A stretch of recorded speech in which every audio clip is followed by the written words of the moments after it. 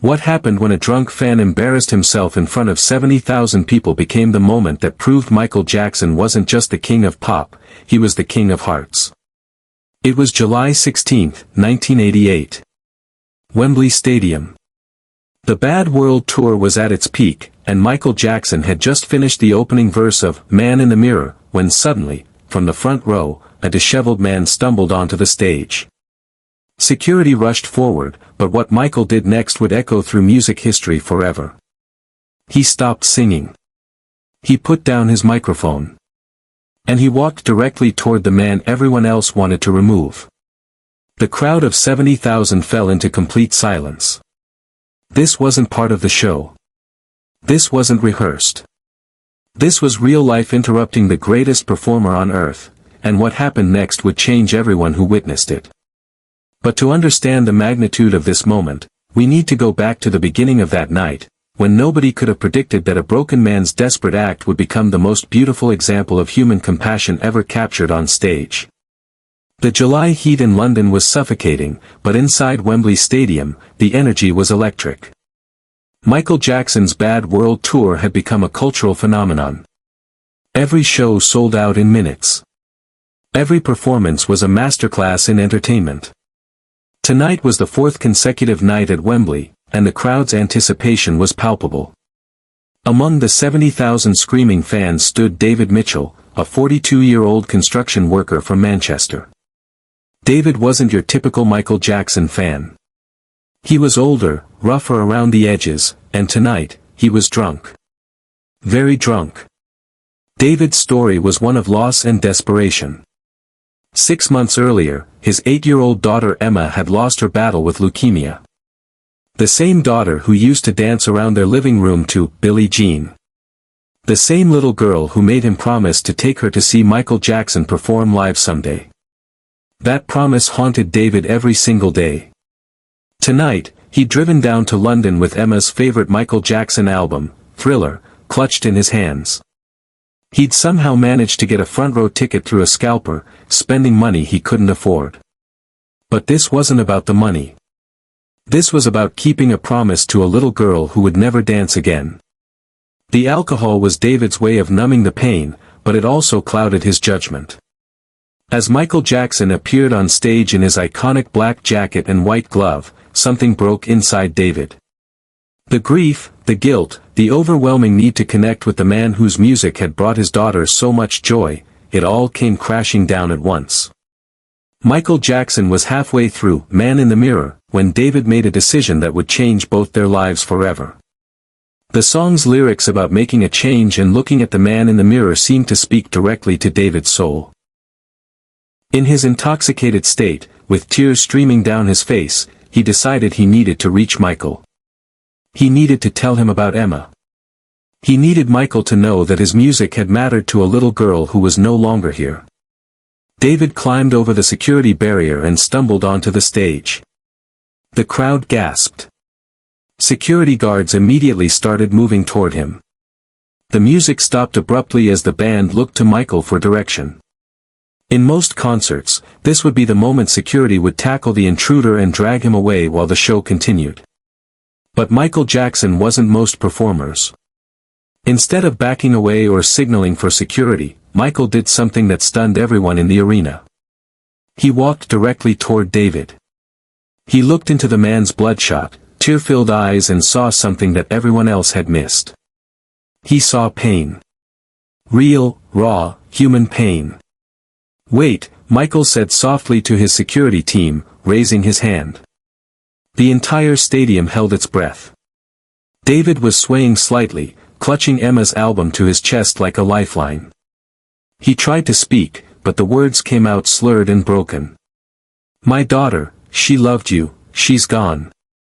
I promised her." Michael Jackson, the man who had performed for presidents and royalty, who had conquered every stage in the world, knelt down to David's level right there on the Wembley stage. He placed his hands on David's shoulders and looked directly into his eyes. "What's your daughter's name?" Michael asked, his voice barely audible but somehow carrying to every corner of the silent stadium. "Emma," David whispered, his voice breaking. "Emma Mitchell. She was 8. What happened next would be talked about for decades. Michael Jackson took the album from David's hands, Emma's worn copy of Thriller, with crayon marks and stickers all over it.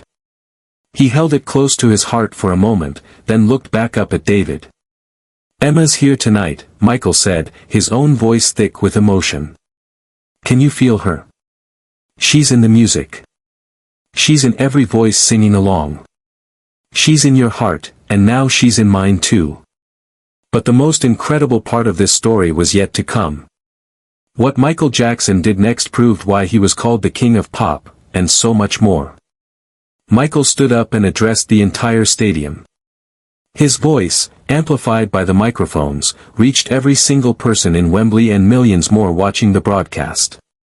"Ladies and gentlemen," he said, "I want you to meet my friend David. He came here tonight to honor his daughter Emma, who can't be with us anymore. But you know what? Emma is here. She's in every act of love, every moment of connection, every time we choose compassion over judgment." The crowd, which had been completely silent, began to stir. Not with impatience or annoyance, but with something deeper. Recognition. Understanding. Love. Michael took David's hand and led him to center stage. "David, I want you to help me sing this song for Emma. Will you do that?" David, still drunk but now overwhelmed by Michael's kindness, nodded through his tears. Michael Jackson then did something unprecedented in his entire career. He started "Man in the Mirror" again, but this time, he sang it directly to David, and by extension, to every parent who had lost a child, to every person carrying grief, to every human being who had ever felt alone in their pain. As Michael sang the opening lines, something magical began to happen. The crowd, understanding the sacredness of the moment, began to sing along softly. Not the usual screaming fan response, but something gentle, reverent, beautiful. David, standing next to the King of Pop, began to sing too. His voice was rough and broken, but it carried an authenticity that moved everyone who heard it. He was singing for Emma. He was singing for all the parents in the crowd. He was singing for anyone who had ever lost someone they couldn't imagine living without. By the time they reached the chorus, all 70,000 people in Wembley Stadium were singing together. But it wasn't a concert anymore. It had become something much more powerful. It had become a collective healing experience, a shared moment of human connection that transcended music, fame, and entertainment. Michael Jackson, the man who was used to being the center of attention, stepped back and let David have his moment. He watched as this broken man found his voice again, supported by thousands of strangers who understood his pain. When the song ended, Michael hugged David tightly. He whispered something in his ear that the microphones couldn't pick up, but those close enough saw David nod and smile through his tears, the first genuine smile he'd had in months. The story could have ended there, but what Michael Jackson did next proved that his compassion went far beyond that single moment on stage. As security gently escorted David back to his seat, not as an intruder, but as an honored guest, Michael made an announcement that would become part of his legacy. From now on, Michael said to the crowd, "Every time I perform Man in the Mirror, I'm going to dedicate it to Emma Mitchell and to all the children who can't be here with us.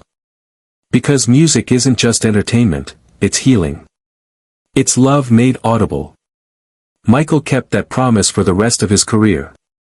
Every performance of Man in the Mirror included a moment of silence for all the angels watching over us. He even had Emma's name embroidered inside his iconic glove, a private tribute that he carried with him to every show. But the story's impact went even further. David Mitchell's raw display of grief and Michael's compassionate response inspired a movement. Fans began bringing photos of lost loved ones to concerts, holding them up during Man in the Mirror. It became an unspoken tradition, a way for people to honor those who couldn't be there. Subscribe and share this story if it touched your heart. Stories like this remind us why Michael Jackson's legacy goes far beyond his music. The concert footage of that night, showing Michael's interaction with David, became one of the most requested bootleg videos in music history. Not because of the performance quality, but because it captured something rare and precious, a moment when humanity trumped celebrity, when compassion conquered protocol, when a superstar chose to see the person behind the pain. Years later, David Mitchell would say that Michael Jackson saved his life that night. Not through his music, but through his humanity. The depression that had been consuming David began to lift. He found purpose in sharing Emma's story and Michael's kindness with others who were grieving. David started a foundation in Emma's memory, focusing on bringing music therapy to children in hospitals. He often told people that Michael Jackson taught him the most important lesson of his life, that our pain, when shared with compassion, becomes a bridge to healing rather than a wall that isolates us. The worn copy of Thriller that David brought to Wembley that night. Michael signed it with a message, "For Emma, your daddy's love and your music will never die. Keep dancing in heaven. Love, MJ." That album became David's most treasured possession, displayed in Emma's room alongside photos of her dancing to Michael's songs. It served as a daily reminder that love transcends death, that music connects us all, and that sometimes the most broken among us need not fixing, but simply to be seen and acknowledged. Michael Jackson's decision to stop his show, to kneel down to a grieving father's level, to turn a moment of potential embarrassment into a celebration of love, this is what separated him from every other entertainer who ever lived. He understood that his greatest power wasn't in his voice or his dance moves, but in his ability to make people feel less alone in their darkest moments. The King of Pop became the King of Hearts that night, and the 70,000 people who witnessed it would never forget the lesson he taught them, that true stardom isn't about shining brighter than everyone else, it's about helping others find their own light when they can't see it anymore. The video of David and Michael singing together, with 70,000 people joining in perfect, loving harmony, remains one of the most powerful examples of human compassion ever recorded. It shows us that in our most vulnerable moments, we don't need to be fixed or changed, we need to be held, understood, and reminded that we're not alone.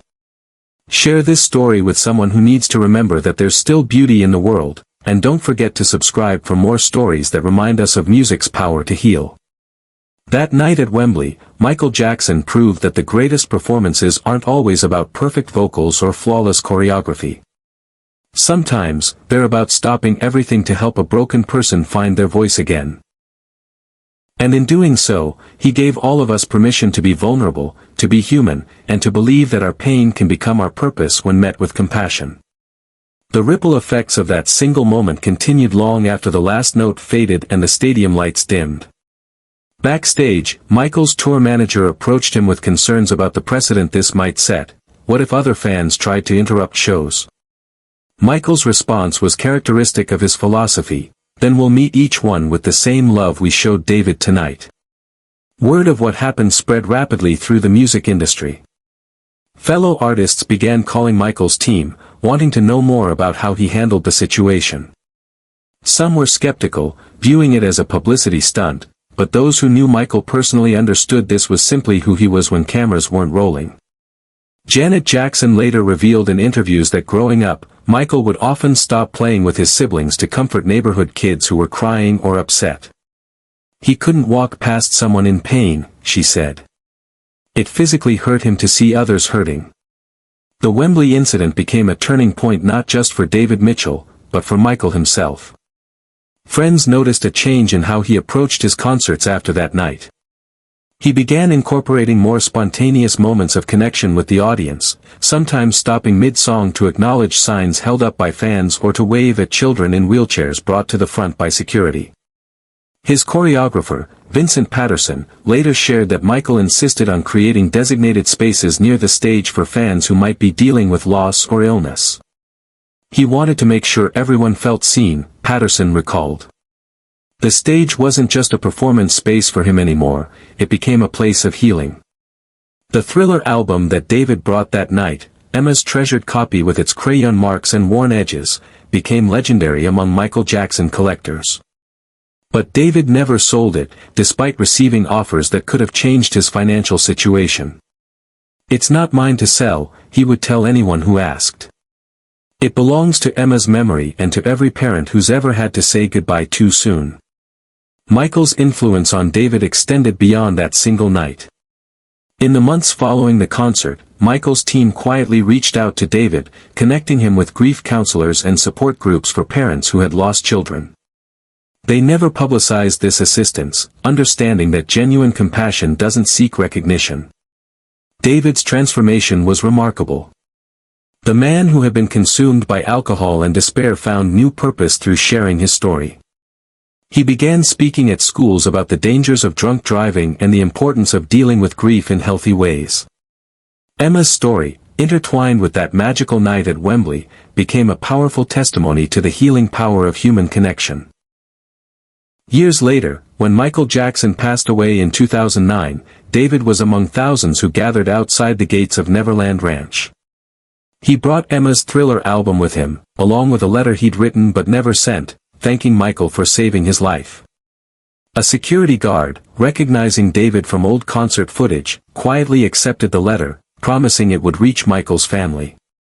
The letter, later shared with permission from the Jackson estate, read in part, "You taught me that grief shared is grief halved, and love shared is love doubled." Emma would have been 29 now. I think about the woman she would have become, and I know she would have been proud to see how your kindness rippled out into the world through people like me.